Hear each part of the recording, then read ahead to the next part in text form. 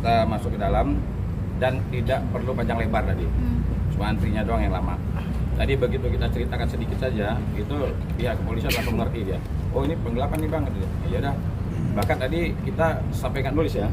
Iya. Bahkan yang nulis itu semuanya polisi semua yang nulis tadi. Saya cuma isi nama doang. Iya, Kemil ngisi nama, semuanya diisi sama polisi. Nah jadi alhamdulillah laporan kita sudah diterima dan ya bersama dengan ini juga saya mau menyampaikan ya. Saya mau menyampaikan juga sebenarnya yang pertama kami menghindari laporan polisi, tapi dengan sangat terpaksa karena sudah 3 hari ya tidak ada kabar juga dari pihak-pihak yang kami harapkan tadinya bertemu.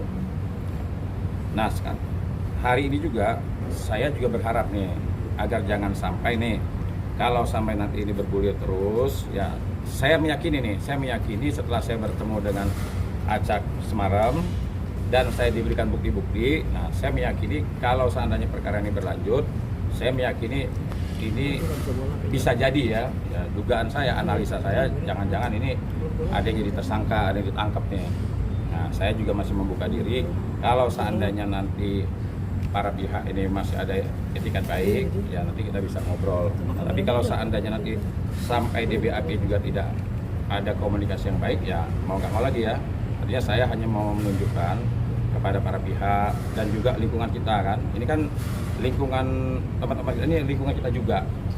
Nah, kalau seandainya memang bisa musyawarah berkomunikasi dengan baik, ya kita tidak menutup diri sebelum ada panggilan untuk DBAP. Kira-kira begitu. Yang terlapor siapa bang?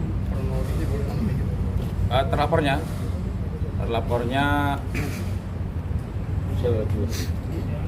nanti salah lapornya 1 inisialnya A, 2 DB, yang 3 BA.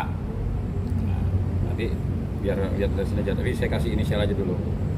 Jadi ini pasalnya penggelapan, ancamannya 4 tahun. Ini bisa ditahan ya. Makanya saya sekali lagi mau menyampaikan tidak ada niat kita untuk mentersangkakan orang atau lagi mencarain orang, enggak. Intinya Kemil berjuang ingin mendapatkan haknya, dan sudah 1 bulan lebih mobilnya nggak tahu ada di mana, tapi kami sudah punya bukti. Kemarin sudah saya sampaikan, sebenarnya saya sudah punya bukti bahwa barang ini ada di mana dan sama siapa. Cuma sekali lagi ini bulan suci Ramadan, siapa tahu kawan-kawan kita ini memang punya etikat baik, ya udah kita bertemu, udah kembalikan aja lah, nggak usah ada repot gitu. Bang, dari 3 nama terlapor tersebut masih satu keluarga kah atau seperti apa bang? Enggak, yang satu keluarga DP, nah itu suami istri kan, suami istri, yang satunya bukan. Jadi ya memang ini kan keterkaitan sebenarnya kita berhubungan sama istrinya, cuma kan ini ternyata begitu Kemil menghubungi istrinya dan dia menyerahkan ke bojoku katanya gitu ya, jadi akhirnya Kemil intens komunikasinya dengan suaminya. Jadi berarti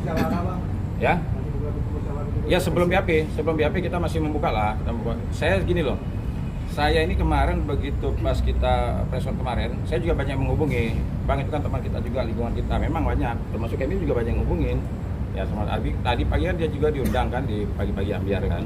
Nah itu juga banyak juga kita menghubungi. Kok teman sama teman? Ya teman sama teman sih sebenarnya kita menjunjung tinggi ya. Namanya teman sama teman musyawarah. Tapi pertanyaannya begini, yang teman di sana bagaimana? Melihat kita nggak sebagai teman? Nah, sampai-sampai barang kita dipegang dan tidak tahu nih ada di A, apa di B, apa di C, kita nggak tahu nih. Jadi jangan sampai nanti kita menyimpulkan bahwa di sana tidak menganggap kita teman, nanti kita tidak menganggap dia teman juga gitu. Jadi intinya kami tetaplah membuka musyawarah. Kalau seandainya pihak di sana memang benar-benar punya niat ingin duduk musyawarah menyelesaikan tanpa panjang lebar. berarti dari 3 hari somasi itu tidak ada etikat baik ya bang dari Dela sendiri? Dari Dela nggak ada, dari suaminya juga nggak ada, dari Aca ada. Kemarin kemarin malam dia datang menemui saya, dia menyampaikan, dia menceritakan seluruhnya, sejujur-jujurnya dia ceritakan. Apapun yang dia lakukan dia akui, yang nggak dia lakukan dia nggak akui. Tapi saya melihat dari pembicaraan kita kemarin malam itu Aca cukup bisa saya percaya karena dia langsung menunjukkan semuanya, bukti-bukti, saksi-saksi dia tunjukkan semuanya. Kira-kira begitu. Oke, Kak Emil sendiri gimana nih akhirnya memutuskan untuk melapor? Katanya kan kemarin nggak mau panjang. Iya, kan? betul. Dan berteman juga kan dengan Bella. Nah, ini sebenarnya yang saya sebenarnya sesalkan jujur sampai harus ada di tahap ini, karena dari awal kenapa kita layangkan somasi itu supaya bisa komunikasi lebih detail lah. Walaupun tanpa teman-teman ataupun masyarakat tahu di luar sana, sebelum proses somasi aja saya pun sudah dibantu mediasi tuh sama senior-senior yang kenal aku, kenal sama Teh Della juga, tetapi memang tidak menemukan titik tengah waktu itu. Akhirnya kita layangkan somasi, dan somasi pun sampai 3 hari dari Senin, Selasa, Rabu tidak diindahkan. Akhirnya sepakat kita mau gimana lagi ya, memang harus menempuh jalur ini karena memang udah sebulan.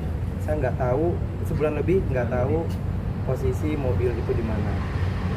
Om, tapi pihak sana tuh soal mengatakan bahwa mobilnya Udah dikembalikan. Iya, kalau dari keterangan memang kita juga waktu ditunjukkan WA, kan Aca sempat menghubungi Arman tuh. Bahkan kalimatnya, kok tumben kamu WA, pasti WA ini kamu akan screenshot, kamu kasih ke Emilia, itu ada. Biar seolah-olah kamu belum terima mobilnya. Nah ini kan kita kemarin tuh sempat bingung, apakah ini sama Arman, apakah ini sama Aca, kita bingung kan. Nah, tetapi kemarin Aca datang menceritakan seluruhnya, bukti-bukti yang ada dan sebagainya. Makanya saya sekali lagi saya sampaikan ya kepada semua pihak nih, ya, 3 pihak ini, percayalah sama saya. Nanti kalau perkara ini dibuka semua, pasti nanti yang pertama malu, yang kedua ini bisa jadi tersangka. Yang tadinya orang menganggap bahwa oh ini korban, nanti bisa jadi ini, bahkan menurut saya nih, saya menganalisa bukti-bukti yang ada, menurut saya justru ini sangat berbahaya. Berbahaya bagi teman-teman yang katanya kemarin itu dia menjadi korban, bahkan nanti mereka ini bisa jadi disebut sebagai pelaku. Tuh. Bang Fak, Ya, bukti yang dibawa ada surat perjanjian Waktu peminjaman peminjaman mobilnya. Di situ ada penyebutan juga terkait hal-hal sebelumnya, yaitu tentang umroh segala macam. Kemudian apalagi ya, bukti kepemilikan mobil, kemudian pembayaran angsuran selama ini. Tapi gini ya, saya mau lihat gini, saya mau menyampaikan juga gini.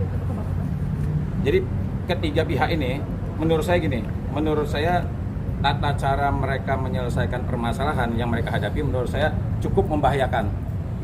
Cukup membahayakan. Nah, nanti saya kalau sekarang saya keluarkan buktinya nggak elok ya, makanya saya menunggu dulu niat etikat baik dari para pihak.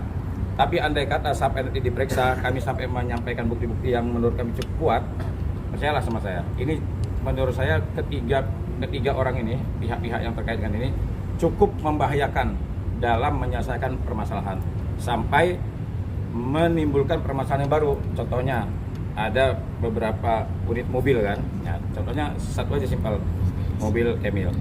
Dan nanti kalau saya buka nih ya, dari tanggal berapa sampai tanggal berapa ada pembayaran, nah kemudian mobil Emil itu tanggal berapa didapatkannya, menurut saya begini, pasti nanti ada pihak yang malu dan jadi tersangka.